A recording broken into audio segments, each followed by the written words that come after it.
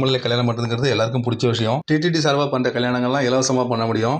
இந்த கோயில் தவிர மண்டபங்கள்லாம் இருக்குது. அதில் நம்ம பணம் கட்டி கல்யாணம் பண்ண முடியும். கோயிலை சுற்றி இந்தியாவில் உள்ள பல மடங்கள் வந்து தங்களோட கெஸ்ட் ஹவுஸ் கட்டி வச்சிருக்காங்க.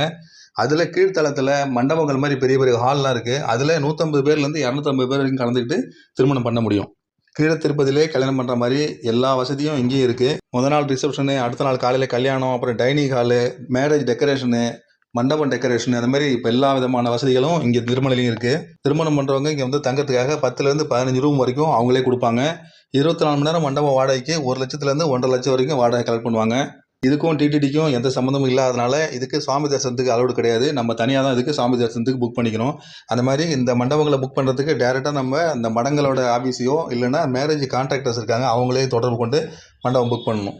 மண்டபங்களில் திருமணம் செய்யறதுக்கான முழு விவரங்களை தெரிஞ்சதுக்கு டிஸ்கிரிப்ஷனில் லிங்க் கொடுத்துருக்கேன். அதை கிளிக் பண்ணி முழு வீடியோவும் பாருங்கள்.